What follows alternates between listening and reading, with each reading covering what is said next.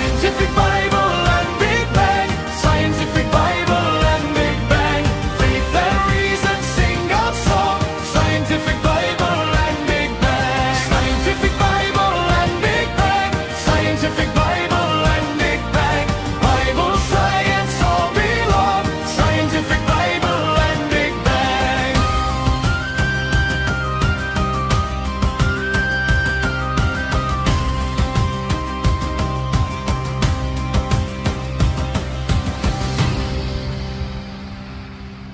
Scientific Bible and Big Bang ఈ సిరీస్లో next ఎపిసోడ్కి స్వాగతం సుస్వాగతం.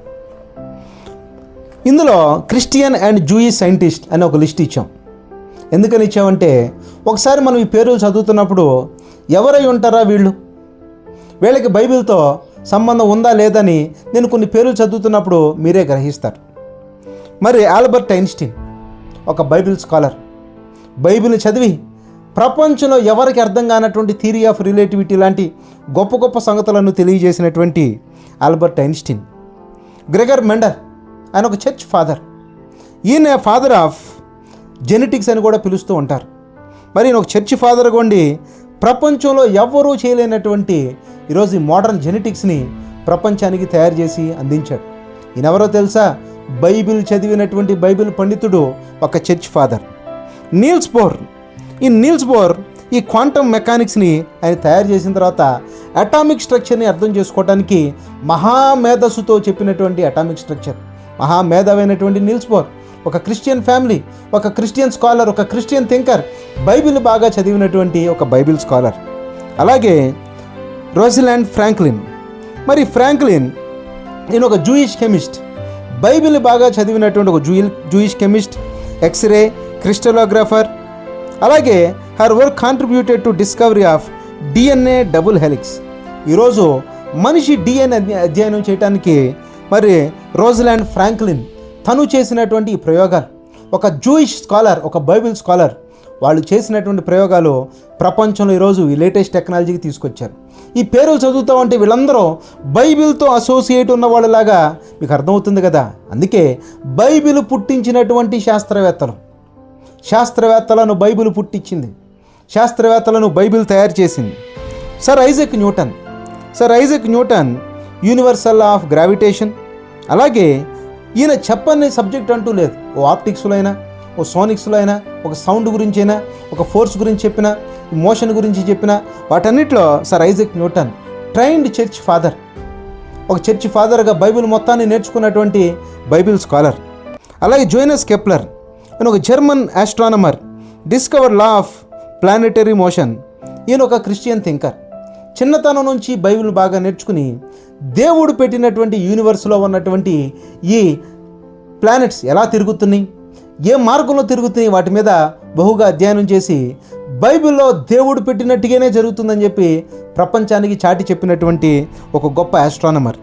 అలాగే గెలీలియో గెలీలీ, మరి ఇతను ఇటాలియన్ ఆస్ట్రానమర్, ఇతను కూడా ఒక బైబిల్ స్కాలర్. వీళ్ళు ఏం చేశారో మీకు తెలుసు. అలాగే లూయిస్ పాస్చర్. ఈ లూయిస్ పాస్చర్ దేవుడి యొక్క జ్ఞానాన్ని సంపాదించి బైబిల్ బాగా చదివి ఆయన ఒక మైక్రోబయాలజిస్ట్, పాస్చరైజేషన్ని, వ్యాక్సిన్స్ని తయారు చేసినటువంటి మహా గొప్ప సైంటిస్ట్. అలాగే ఇలాంటి లిస్టులో మనం కనుక పోయినట్లయితే ఓ బ్లైజ్ పాస్కల్. ఈరోజు ప్రెషర్ గురించి మనం మాట్లాడుతున్నప్పుడు ఒక మ్యాథమెటిక్స్, ఒక ఫిజిక్స్ని డెవలప్ చేసినటువంటి పాస్కల్. ఈ పాస్కల్ పేరు మీదుగానే ఈరోజు యూనిట్ ఆఫ్ ప్రెషర్ పాస్కల్ అని మనం వాడుతూ ఉన్నాం. ఇతనెవరో? ఇతను ఒక బైబిల్ స్కాలర్. చిన్నతనం నుంచి బైబిల్ గ్రంథం చదివినటువంటి మహా గొప్ప బైబిల్ స్కాలర్. అలాగే మైకెల్ ఫారడే. ఈ మైకెల్ ఫారడే ఎలక్ట్రోమాగ్నెటిజం, అలాగే ఎలక్ట్రోకెమిస్ట్రీలో తను చేసినటువంటి గొప్ప వర్క్.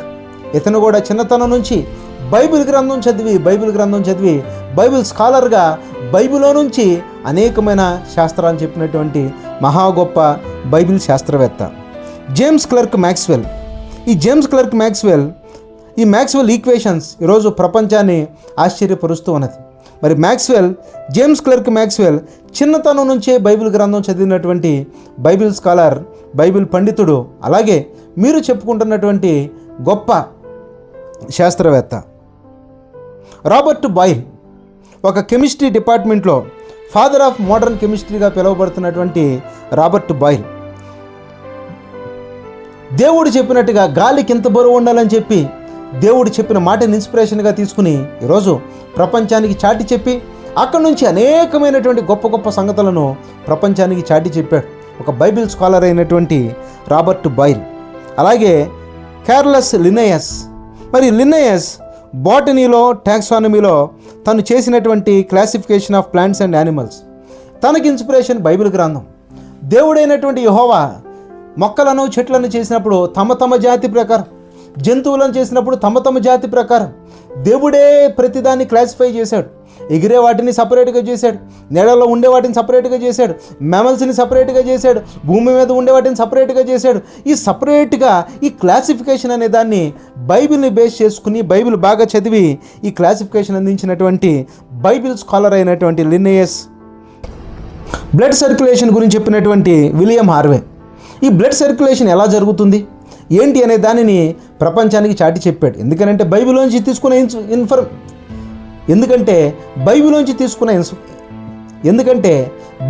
తీసుకున్నటువంటి ఇన్ఫర్మేషన్. ప్రాణానికి ఆధారం రక్తం. బైబిల్ గ్రంథం చెప్పిన మాట దానిని తీసుకుని ఈరోజు ప్రపంచం మొత్తానికి గొప్ప గొప్ప సంగతులను అందించినటువంటి క్రైస్తవ బైబిల్ పండితులు. Antonie van Leeuwenhoek microbiology father. మరి ఈయన మైక్రోబయాలజీలో గొప్ప గొప్ప సంగతులను తను తెలియజేశాడు. అలాగే ఈ మైక్రోస్కోప్ను కూడా తను కనిపెట్టాడు. అంటే ఇంకా కిందకి వెళ్తే ఇంకా చూడలేనివి అనేక ఉన్నాయి. వాటిని చూడాలంటే ఒక మైక్రోస్కోప్ని కనిపెట్టాలి. తను కనిపెట్టాడు. తను కూడా ఒక బైబిల్ స్కాలర్, బైబిల్ బాగా చదివాడు. ఇలా ఈ లిస్టులో అనేకమైనటువంటి పేర్లను మనం అందించడం జరిగింది. ఈ పేర్లన్నీ చదువుతున్నప్పుడు మీకు అర్థం కావాలి. ఏమని? వీళ్ళందరూ బైబిల్తో అసోసియేట్ ఉన్న జనమా? ఎస్. వీళ్ళందరూ బైబిల్ చదివిన వాళ్ళ? ఎస్. బైబిల్ చదివిన తర్వాతే దాన్ని ఇన్స్పిరేషన్గా తీసుకుని కనిపెట్టారా? ఎస్. బైబిల్ని ఇన్స్పిరేషన్గా తీసుకుని కనిపెట్టారు. అందుకే బైబిల్ అనేది శాస్త్రవేత్తలను పుట్టించింది. ఈ లిస్టులో కొంతమంది పేర్లను నేను మీకు తెలియజేస్తాను. స్పీడ్గా చదువుకుంటూ వెళ్తాను, మీరు వినండి. వినిన తర్వాత వీళ్ళు కనుక మీకు తెలిసినట్టయితే వీళ్ళు బైబిల్ చదివి శాస్త్రవేత్తలు అయ్యారు, బైబిల్లో నుంచి శాస్త్రాలను చెప్పారనే సంగతిని మనసులో పెట్టుకోండి. Isaac Newton, Albert Einstein, Galileo Galilei, Jonas Kepler, Nicolaus Copernicus, Louis Pasteur, Gregor Mendel, James Clerk Maxwell, Michael Faraday, Edward Jenner, Michael Harvey, Joseph Lister, Alexander Fleming, Andreas Vesalius, Francis Collins, Joseph Priestley, discovery of oxygen, Justus von Liebig, George Washington Carver,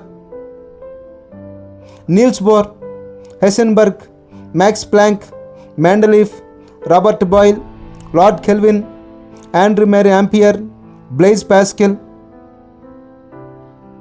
William Leibniz, Leonhard Euler, Tycho Brahe, Ole Romer, Christian Huygens, Georges Lemaitre, Arthur Eddington, James Hutton, Arthur Holmes, Maria Sibylla Merian, Georgius Agricola, Stephen Hales. అలాగే science and టెక్నాలజీలో Charles Babbage, Marconi, Torricelli, Denis Papin, Anders Celsius, William Gilbert, Antonie van Leeuwenhoek, Joseph Black, Daniel Bernoulli. అలాగే historians దగ్గరికి వచ్చేసరికి Augustine of Hippo, Thomas Aquinas, Roger Bacon, Robert Grosseteste, William of Ockham, John Locke, C S Lewis, Flavius Josephus. ఇలాంటి అనేక పేర్లు మనం చదువుతున్నప్పుడు వీళ్ళే కాకుండా చాలామంది బైబిల్ గ్రంథంతో అసోసియేట్ ఉన్నటువంటి శాస్త్రవేత్తలు. అందుకే శాస్త్రము బైబిల్ రెండు వేరు కాదు. బైబిలు సైన్స్ రెండు వేరు కాదు. బైబిలు సైన్స్ రెండు కలిసే ఉన్నది. బైబిల్ సైన్స్ రెండు కలిసి వెళ్తా ఉన్నది. అయితే ఈ మధ్యకాలంలో క్రైస్తవులలో సైంటిఫిక్ ప్రసంగాలు ఎక్కువగా వినపట్టలేదు కాబట్టి సైన్సు బైబిల్ విరుద్ధమేమో అని చెప్పి చాలామంది ఒక దురభిప్రాయంలో ఉన్నారు. మీ దురభిప్రాయాన్ని చెడగొట్టి మీకు మంచి అభిప్రాయం కలుగు చేసి దేవుడు చేసిన ప్రకృతి అదే సైన్స్, ఆ సైన్స్ని చదివినటువంటి శాస్త్రవేత్తలు దేవుడి గురించి గొప్పగా చెప్పారో అదే సైన్సు, వాళ్ళే సైంటిస్టుగా సైంటిస్ట్ అయినటువంటి దేవాది దేవుడు అనే సంగతిని చెప్పడానికే రాయబడినటువంటి గ్రంథం scientific Bible and Big Bang. మరి మీరందరూ చదవండి, దేవుని దగ్గరకు రండి, మీరందరూ దేవుడు అంటే ఏంటో ప్రతి ఒక్కరికి అర్థమయ్యేటట్టుగా బోధించండి, నేర్చుకోండి. అలాగే శాస్త్రం పేరుతో దేవుని నుంచి దూరం అవుతున్న జనాలను దేవుని దగ్గరకు తీసుకురండి. అట్టి కృపను దేవుడు మీకు దయచేయునుగాక. ఆమెన్.